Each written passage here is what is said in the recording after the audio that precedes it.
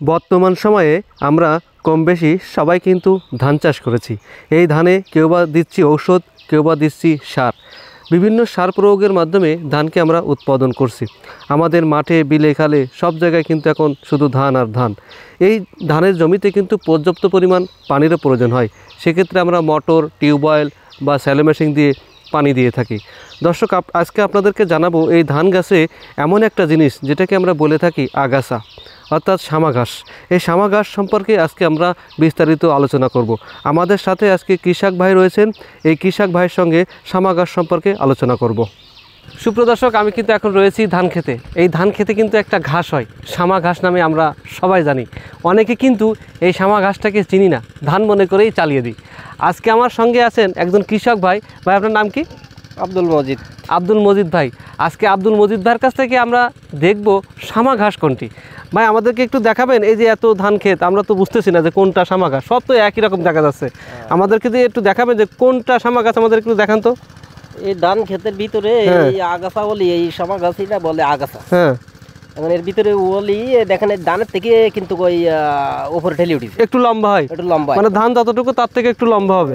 মনে করেন যে এখন ধান উঁচু হয়ে গেছে, এখনও ধানের ক্ষেতেও মনে করেন মানে যাবে, তারপরেও এমন আগাছা ও ধানের উপরে ঠেলে উঠতে পারে। ধানের উপরে ঠেলে ওঠে, ধানের উপরে ঠেলে উঠতে। তো আমাদের এই আগাছাটা একটু ঘুরাই দেখাবেন। এটা ধান থেকে আলাদা করেন তো একটু। আচ্ছা, দেখাবো, একটু দেখা নাই, একটু করেন তো দেখি।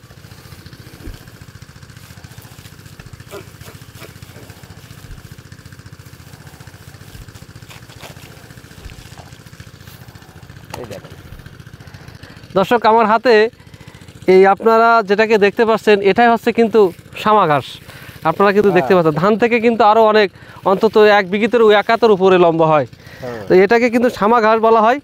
এটাতে কিন্তু ধান হবে না। এই গুড়ায় যে শিকড় আছে, এই গুড়া দেখে কি বোঝা যায় অনেক সময়? গোড়া দেখি, গাছ দেখি চেনা যায়। গোড়া দেখি আর কি চেনার দরকার নাই, গাছ দেখি দেখে না যায়, গোড়া দেখি চেনা যাবে। মানে আমরা তো দেখতে পাচ্ছি এতে সাধারণত দেখা যায় ধান গাছের মতো, সেম, একেবারে সেম ধান গাছের মতো। গোড়া দেখি চেনার প্রয়োজন হয় না, গাছ দেখলে বোঝা যায়। মানে আপনি গাছ দেখলে বুঝতে পারবেন, গাছ দেখলে বোঝা যায় এই যে কোনটি ধান গাছ আর কোনটি শামা গাছ। একটু লম্বা হবে ধান গাছের থেকে, লম্বা হবে যখন ও যখন বয়স্ক হবে তখন লম্বা হবে।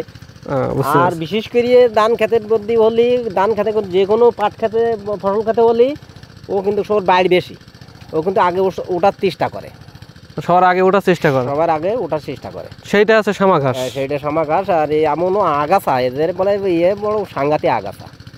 এই ফসল বনে বলি ও চেষ্টা করবে যদি একটা ধান গাছের গোড়ায় হয়, ওই ধান গাছটা কিন্তু মেরি ফেলাই, খেয়ে ফেলে দেয়, খেয়ে ফেলাই দেবে, খেয়ে ফেলে দেয়। দর্শক, আপনারা কিন্তু জানতে পারলেন সবকিছু বিস্তারিত। সবাইকে ধন্যবাদ, সবাই ভালো থাকবেন। আসসালামু আলাইকুম।